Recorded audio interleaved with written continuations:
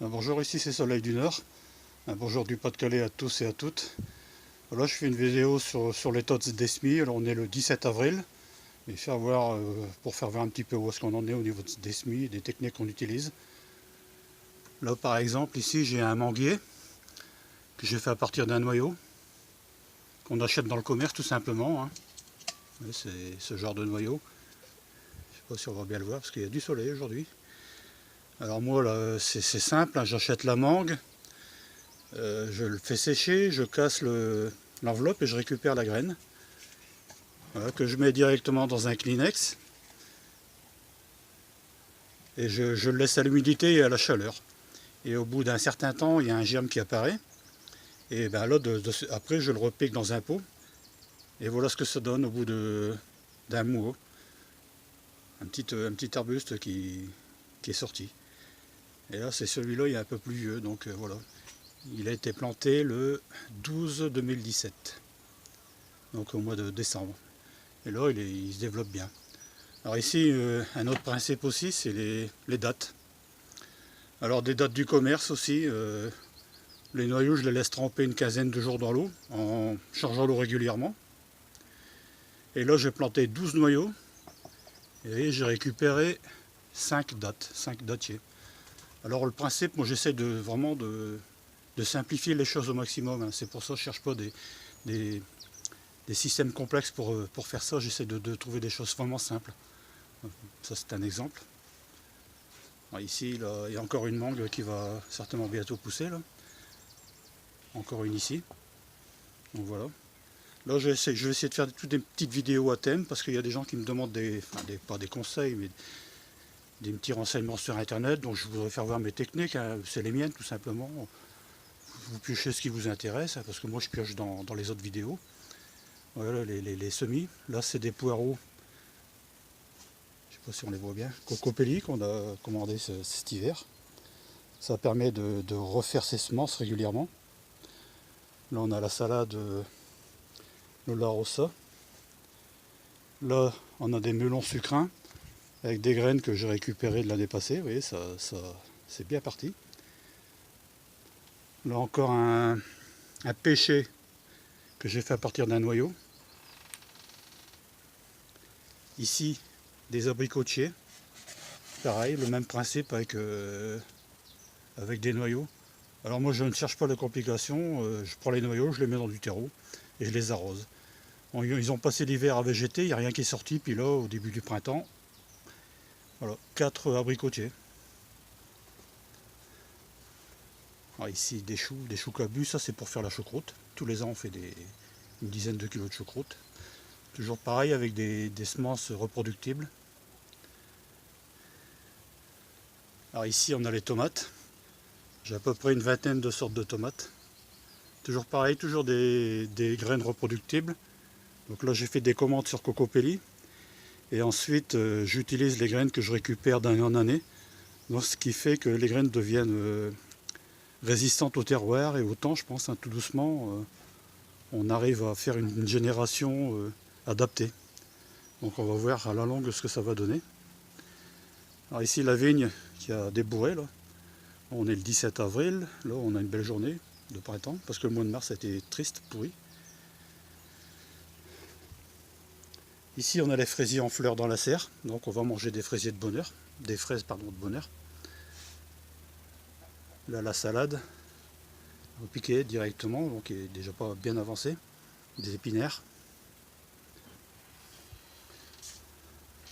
pommes de terre, des salsifis de l'année passée qui se développent vraiment bien. Alors ici j'ai mis des pommes de terre en pot. Ils sont déjà bien grandis.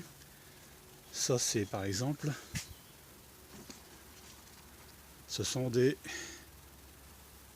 roses de France qui ont été plantées le 16/2 2018 dans des pots. Comme ça me permet de gagner de la place. Et puis bon, j'ai essayé les tours à pommes de terre, ça ne marche pas. Donc je mets 5-6 pieds dans un pot et chaque pot indépendant. Comme là je les ai suspendus dans la serre pour gagner de la place. Voilà. C'est une petite technique. Alors ici encore des pieds de tomates. Là, on doit être arrivé à 200 pieds de tomates, je pense, donc on va certainement en donner à des amis, la famille. sais pas si on voit bien. Par exemple, ça c'est des Roma perso, c'est-à-dire que c'est mon plan. Cornu des Andes, tomates Big Harry, Pink Apple, Big Cocopelli. Alors moi les tomates je les commence au mois de février dans la maison. Bon, ils ont tendance à filer. Donc pour remédier au problème, ce que je fais, j'enterre à peu près les 3/4 de la tige. Comme ça fait des pieds trapus. Et en fin de compte, tout ce qu'on enterre, ça fournit des racines. Donc ça fortifie le pied. Donc moi j'ai jamais eu de problème. Tous les ans mes tomates y filent, mais ça ne me gêne pas. Alors ici c'est des semences de concombre. Il y en a plusieurs sortes. Concombre, melon. Bon ça pousse bien, là c'est bien parti. Là encore des concombres, des melons, lunéville, tout ça va être cocopelli. Melon ananas, des pastèques. Tamarillo, alors là c'est un fruit que j'ai acheté dans le commerce, j'ai récupéré la graine et je les ai ressemés. Donc on va voir ce que ça va donner. Là des aubergines cocopelli. Ici du thé. Là j'ai fait 2 pots, un pot avec de la terre de bruyère et un pot avec du terreau normal pour voir ce qui se développe le mieux. Parce qu'apparemment le thé c'est une plante acidophile, donc on va voir ce qui est mieux. Alors ici des aubergines chinoises. Ensuite ici des artichauts. Encore des tomates. Ici, ce que j'avais déjà expliqué dans une précédente vidéo, c'est des petits oignons que je mets directement en bas, que ça produit vraiment bien. Alors ici on a les pommes de terre que j'ai plantées il y a à peu près un mois et demi. C'est des roses de France, ils sont bien développés. Intercalés avec de la laitue. Là, je pense qu'on aura certainement des pommes de terre fin mai, début juin, des primaires. Ici des poireaux bleus de Solèze de notre propre production de graines. Donc toujours pareil pour essayer de créer un terroir. Voilà une vue d'ensemble. Voilà, c'était un petit bonjour du Pas-de-Calais. Je vais peut-être faire quelques petites vidéos à thème comme ça, pas trop longues. Là on a la vigne aussi qui débourre bien. À savoir que dans la véranda, en bas, il y a déjà des petites grappes. Et le principe des pots, ça je pense que c'est intéressant pour ceux qui n'ont pas trop de place.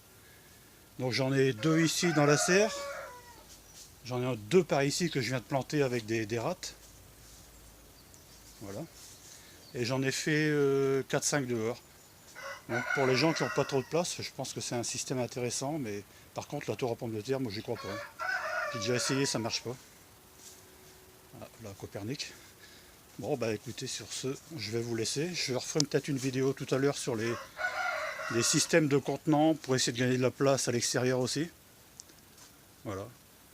Donc j'espère que ça vous plaît. Et puis n'hésitez pas de nous envoyer des petits commentaires, ça nous fait plaisir. Encore un truc ici. Un pêcher. Et là qui vient directement aussi de nos noyaux. Oui, il est bien. Donc là je l'ai mis dans un pot, on va bien voir ce qu'on va faire avec. Alors, ce matin j'ai planté encore des pommes de terre, les dernières qui me restaient. Donc, tous mes pommes de terre sont mis en terre. Et les salades sont déjà bien développées. Quelques pieds de tomates déjà que j'ai plantés, mais ceux-là j'ai pas de mérite, je les ai achetés en jardinerie. Alors, tous les tubercules à planter de dahlia, il y en a pas mal. Alors voilà, un petit aperçu encore du manguier là, qui se développe bien, avec une technique vraiment simple, comme j'ai expliqué tout à l'heure, les dattiers. Bon ben voilà. Je vous dis au revoir et j'espère que cette petite vidéo vous plaira et puis on en fera peut-être d'autres. En principe on devra être fibré aujourd'hui, donc on pourra certainement poster plus facilement les vidéos.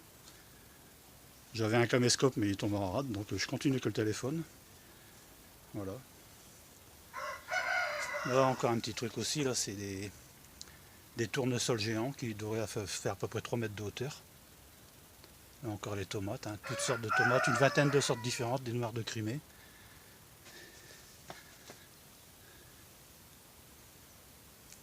Voilà.